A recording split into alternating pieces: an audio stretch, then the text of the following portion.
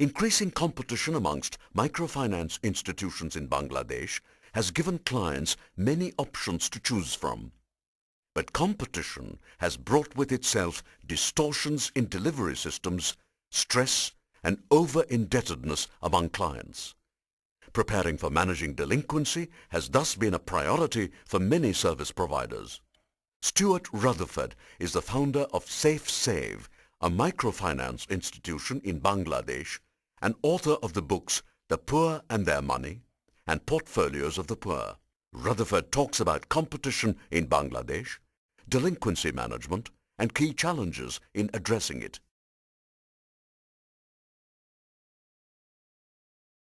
Particularly in this century, starting sometime after the turn of the century, when microfinance organizations really realized that they did have a system that was inherently quite profitable, then began a very sharp chase between the major microfinance organizations to establish presence all over the country. So the main element of competition for much of the first decade of the 21st century was to do with making sure that you established a branch virtually anywhere where anybody else did. Eventually, of course, this has led to a certain amount of oversupply. And just recently, in the last year or two, we're beginning to see both microfinance clients and the microfinance industry itself reacting to that oversupply in the market. So we're beginning on the part of the clients to see some clients realizing that they can get away with overdues, that they can get away with not repaying one MFI because it's so easy to get a loan from the next MFI. And even then, the MFI from whom they defaulted will probably open them back with open arms, welcome them back with open arms 6 or 12 months later. So keen is the competition to get client numbers. On the part of the microfinance institutions themselves, we've seen just the beginning of a certain attempt to coordinate a shrinking of the oversupply in the market. Clients of microfinance institutions in Bangladesh will struggle very hard, very often, to maintain the strict weekly repayment schedule, simply because they recognize that in comparison with the informal sources that they have, MFIs generally, not always, but generally represent a more reliable service. They will make considerable sacrifice, they will put considerable value on playing the game with the MFIs. So they will go to considerable ends to make sure that they do keep up to date with their repayments. So this may be by tapping into the informal sector. They will borrow from their neighbors, they will borrow from fellow members. They will, if they are blessed by being in some of the more advanced MFIs, example, Grameen 2, because they have a passbook savings facility available to them, they will use that to withdraw small amounts of money to cover a loan repayment. The first major thing to say is that on the whole, joint liability as such has more or less disappeared.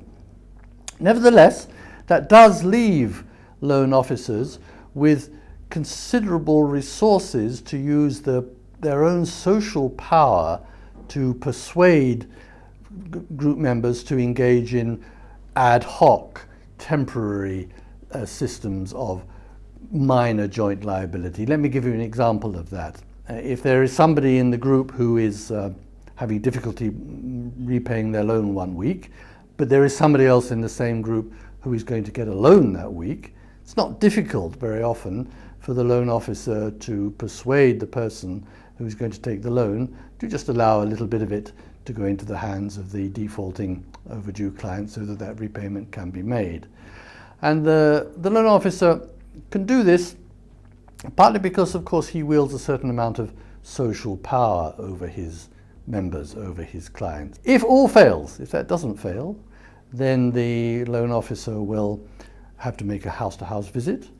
And if that fails, loan officers these days are very prepared to go with their colleagues on motorbikes back into the village after nightfall and simply sit on the doorsteps of their clients until they finally shame them into running around and finding some way of making the repayment.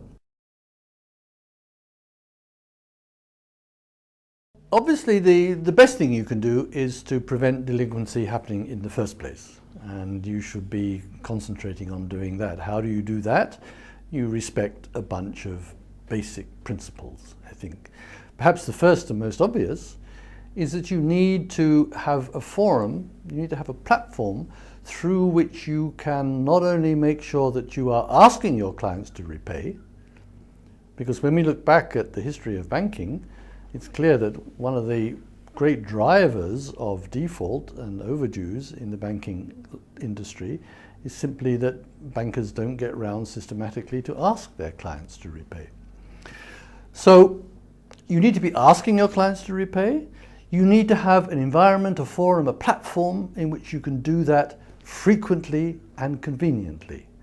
So the weekly meeting in the case of Grameen, the daily opportunity given by SafeSave's collectors as they go around the slums in Dhaka are excellent examples of that. Our general observation is that joint liability is likely to work well for the first few months or the first few years when you're engaging with a group, because this is an activity that's fresh to your clients and they will be more disposed to follow the rules more rigorously in the early days. But as they become more used to the kind of environment that they're working in, and as competition builds up and they have more opportunities to do their intermediation elsewhere, joint liability tends to get in the way. So there is a feature that I identified when I was watching Bangladesh microfinance closely in the late 80s and early 90s, which I call unzipping. And this is where joint liability in effect causes the collapse of a group, a microcredit group. It happens like this. One member in the group begins to be overdue. That's fine, they can manage that. That's a small amount of money, they can pay it. And then for one reason or another, another one, another two, another three people go overdue. Now it's beginning to be a little bit of a burden. Now the amount of money that joint liability is requiring the other members to produce each week is growing. And of course there's fewer of them as more and more become overdue. So the stresses begin to build up. And unless that's controlled, very quickly the other members of the group, especially if the joint liability is being strictly applied and the group members are required not only to make sure that overdue payments are made on behalf of the overdue clients, but are also stopped from taking their repeat loans until those repayments are fully covered. In the end, clients will reason, well, things have got so bad in my group, it's not likely that I'm going to be able to get another loan. So I'd better cut my losses too. I don't want to be the fool here. I need to cut my losses too. I should also stop repaying. And then as soon as that happens, a whole group of them will do that all at the same time, and this process called unzipping takes place. And the harsher the environment is in which the group activities take place, perhaps the more susceptible you are to suffering this kind of unzipping. So the idea that you can control client behavior by the stick, I think generally we now understand is not a good one. You're much, much better off incentivizing client behavior through the carrot than you are trying to sanction them through the stick.